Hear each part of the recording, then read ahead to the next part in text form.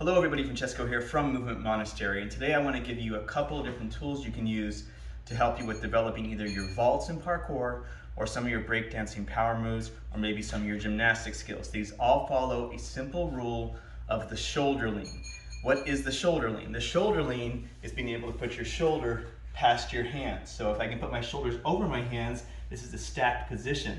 But in order to be able to do a lot of different types of cool moves in these disciplines, you have to know how to lean forward past your hands to get yourself to move a direction or to counterbalance yourself. So for example, if I'm here with my shoulders stacked over my hands, okay, like that, all right, I'm gonna stay in one spot. But if I wanna move forward, my shoulders have to be able to lean past it. Or if I'm in this back position here, in this crab position with my shoulders stacked over my hands, I wanna be able to lean backward like that, be able to do it. Or if I'm going side to side, right? Right now I'm stacked. This is leaned over. This is leaned over. And all that does is teaches me how to, one, use my hands properly so I can push back into my forearm, gives me stability.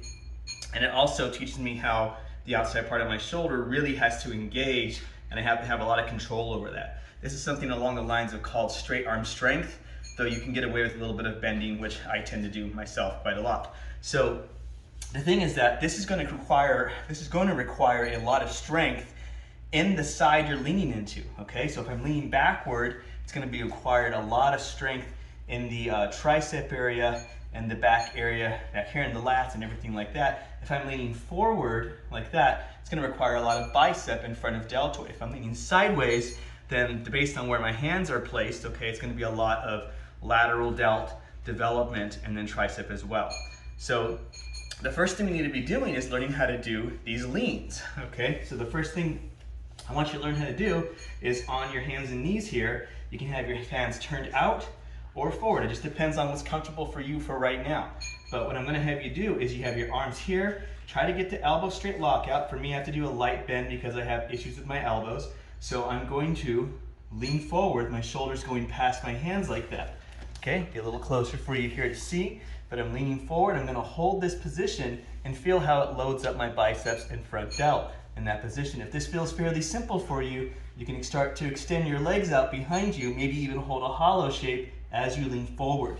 These can also be used for push-ups or pseudo-planche push-ups or other types of exercises as well, and actually moves you toward the planche progression as well. But you can also do from here, if you have this lean out, right, you should be able to lean out in front of your hands there, or if you need to, keep your knees down, lean out forward like that. And be able to hold that for an extended period of time without feeling like you're gonna fall on your face.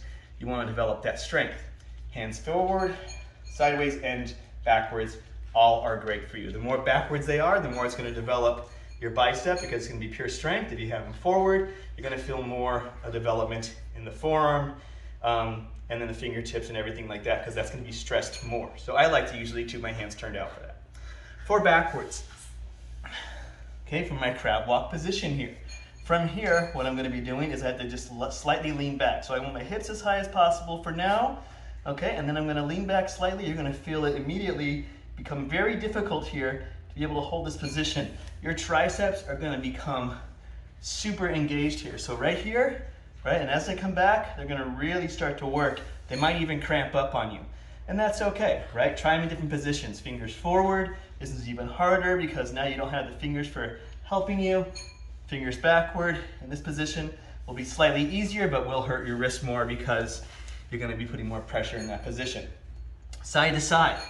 Okay, again, hands can be forward, fingers sideways, or fingers backward. Start on the hands and knees at first. And first you're just gonna lean to one side, see what it feels like to do that. Try to get yourself into a position that feels stable. So the more down you're pushing with your shoulder blade and back, it's gonna feel more stable for you than if you're crunched up like this, all right? Down and back, that's the way we wanna go. Learning how to hold the position whether you're this way, fingers turned out, or fingers back like that, okay? Now for this one, again, you can go into push-up position with legs straight behind you, trying to hold a hollow shape and holding one side, holding the other side, okay? You can do this in your crab position, backwards, okay?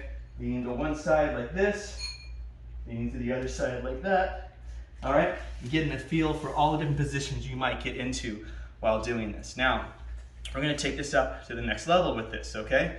The next level of this would be, first of all, you can do a full circle with all of this, all right? So if I push this out of the way, knowing how to get into each position and your hands staying in one spot will be very beneficial for you. So if I'm here, starting with a lean forward position like that, okay? And then I bring my legs to the side, and then I'm in a side leaning position, okay? Like so. Then I bring my legs to the front, I'm in a back leaning position, all right? And then my legs to the other side, and I'm in the side leaning position again. So just by doing that and going around in a circle, you're going to get all the different positions. And what does that look like? It's some breakdancing moves, it's certain types of vaults, like the lazy vault. It's also some gymnastics moves. There's a lot of areas you get to cover because you are getting all these different spots, right? Now, if we want to take this a step further, we can actually do a couple of static holds, okay? One of them being the tuck planche, all right? First of all, figure out which hand position you want to do here, but what I'm going to try to do is support my whole weight in my arms like so. So I have to lean forward, my legs are off the ground, and I'm holding that position. What does that look like to you? Probably looks kind of like a Kong vault, okay? I've had people that couldn't understand Kong, but they understood a planche. When I told them it is a planche that goes over the top of a wall, that helped them out, okay? So there's nothing wrong with teaching yourself that, and that strength position is going to be very useful to you. So you have that tuck planche position. If you can't do that yet, keep your toes on the floor, down here, and just focus on the lifting up and the leaning forward in that position for now until you develop the strength in that position. The other position, the L sit or tuck, right? Both hands down here, up here, then trying to bring the knees up to you and holding the position like that. Now, if you lean back a little bit, you'll feel how that actually benefits you even more. But just having a tuck position and then leaning back a little bit like that is going to develop a ton of compression strength and ability to control your abdominals and hip flexors in that position. Or maybe you want to do the L sit with legs like that, or slightly elevated into more of a V sit position, right? Those take a lot of strength and development and time. So take the time to really build that up. If you can't get it first, it's okay. Start with just feet on the floor, pushing down with those shoulders, and trying to do one leg at a time, getting a feel for that. Go up on your toes. Feel like you're getting more strength inside your arms and stability there. Maybe elevate your feet on top of something. For example, you can put your feet on top of a chair like this. So you're putting more weight in the arms, okay? Maybe get one leg off like that, or one at a time, right? Something very light like that. Now, when we're going to the side, this is a difficult one, okay? Because it's very hard to train the side position unless you're already very strong. So we do know the step vault position where the leg can come front and back like that, okay? But for the most part, what I want you to have you do is you're going to actually be holding more of a side plank position where you're more sideways like this and your hips are extended. Look at me from the side here. Okay, I have 1 foot forward, 1 foot back, or if you really want to challenge your balance, you can do both your feet to the side like that, okay? Other side, if I'm on the other side here, okay, in position like this, and I'm leaning really far over like that, okay? So that side leaning position is really what gets us into that development of that right there. But most people, that's not enough, okay? You need something else. And so what we do to help you with that is if you have a chair, put a pillow on top of it. Make sure you're barefoot so people don't yell at you for putting your shoes on a pillow, okay? So you want to have it elevated.